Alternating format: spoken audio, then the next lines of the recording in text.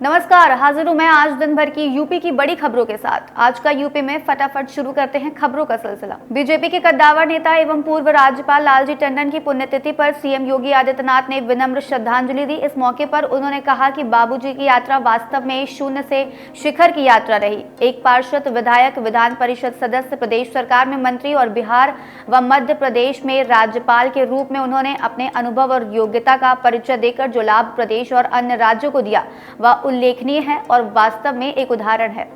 मरीजों को अच्छे इलाज की सुविधा प्राप्त हो सके, इसके लिए राजधानी लखनऊ के मेदांता अस्पताल में कैंसर यूनिट की शुरुआत हो गई है। मेदांता हॉस्पिटल ने स्थापना के साथ इलाज के 8 स्टैंडर्ड बनाए हैं, जिसे लेकर वह निरंतर आगे बढ़ रहा है। मेदांता लेटेस्ट टेक्नोलॉजी को अपनाते हुए अब उन कैंसर पेशेंट का इलाज करेगा जो लंबे समय से इसका इंतजार कर रहे थे। इसमें खास तौर पर वेरियन एज रेडियोथेरेपी मशीन है। ये मशीन रेडिएशन के साइड इफेक्ट को कम करने में मदद करती है। क्रिकेट विश्व कप की ट्रॉफी आज लखनऊ के कान्हा स्टेडियम में नजर आएगी। शाम 4 बजे विश्व कप की तैयारी पर चर्चा के दौरान इसे दिखाया जाएगा। इससे पहले साल 2011 में विश्व कप ट्रॉफी आई थी, उस समय भी आयोजन भारत में ही हुआ था।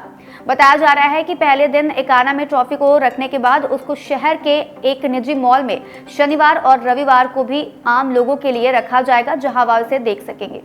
उत्तर प्रदेश लोक सेवा आयोग ने पीसीएस 2023 की मेंस परीक्षा के प्रस्तावित कार्यक्रम में बदलाव किया है। ये परीक्षा अब 23 सितंबर की जगह 26 सितंबर से शुरू होगी। यूपीएससी की मुख्य परीक्षा के कारण पीसीएस मेंस की परीक्षा की तारीख में ये परिवर्तन किया गया है। आयोग के सचिव अशोक कुमार के अनुसार 15 से 24 सितंबर तक यूपीएससी की सिविल सेवा मुख्य परीक्षा होने के कारण पीसीएस 2023 की मुख्य परीक्षा अब 26 से 29 सितंबर तक आयोजित की जाएगी। सिविल सर्विसेज की तैयारी कर रहे छात्र विनीत सिंह को पीटकर चरस तस्करी में जेल भेजने की धमकी देने के मामले में तीनों सिपाहियों के खिलाफ एफआईआर दर्ज की गई है। विनीत सिंह ने पिटाई करने के बाद सिपाहियों पर चेन भी छीन लेने का आरोप लगाया था। इस पूरे प्रकरण में इंस्पेक्टर और एक अन्य सिपाही की भूमिका की भी जांच की जा रही है। ये जांच एसीपी काकोरी अनूप सिंह कर रहे हैं। देश के टॉप निजी संस्थान प्रदेश में निवेश के साथ ही स्किल डेवलपमेंट प्रोग्राम शुरू करने जा रहे हैं। बड़ी बात यह है कि संस्थान प्रदेश में स्किल्ड मैन पावर तैयार करने की दिशा में भी काम करेंगे। इस पहल के तहत प्रदेश में 169 निजी संस्थान स्टार्टअप ट्रेनिंग देने जा रहे हैं। ये संस्थाएं इसी वर्ष सितंबर से प्रदेश में अपने केंद्रों के माध्यम से युवाओं को प्रशिक्षण देना शुरू कर देगी। वाराणसी में पर्यटकों की संख्या में इजाफा हो रहा है। इसी को ध्यान में रखते हुए नगर निगम ने पर्यटकों की सुविधा और काशी की भव्यता और दिव्यता को बनाए रखने के लिए एक नियम लागू किया है। ये कानून के दायरे में आता है, जिससे काशी के पर्यटकों को लाभ भी मिलेगा। नगर निगम ने कोर्ट के एक आदेश को ध्यान में रखते हुए वाराणसी शहर के सभी होटल, रेस्टोरेंट, लॉन्ज वालों के साथ बैठक कर नोटिस देते हुए कहा कि वाराणसी में आने वाले पर्यटकों को अगर पानी की जरूरत या फिर टॉयलेट की जरूरत हो तो वह आसपास के होटल, रेस्टोरेंट या फिर लॉन्ज का यूज कर सकते हैं। गोरखपुर के institute of technology and management के 4 छात्रों ने एक इनोवेशन किया है जो प्राकृतिक आपदा यानी बाढ़, सुनामी आने से पहले ही इंफॉर्मेशन देगा। इससे पब्लिक सुरक्षित स्थान पर पहुंच जाएगी। इस इनोवेशन को छात्रों ने नाम दिया है महादेव का त्रिशूल। स्टूडेंट ने बताया कि स्टील के त्रिशूल में हाई फ्रीक्वेंसी के 2 ट्रांसमीटर लगे हैं जो तेजी से काम करेंगे। त्रिशूल को नदी के आसपास लगाया जाता है। इससे अटैच रिसीवर को बाढ़ की चपेट में आने वाले गांव के पिलर और खंभों पर लगाया जाएगा।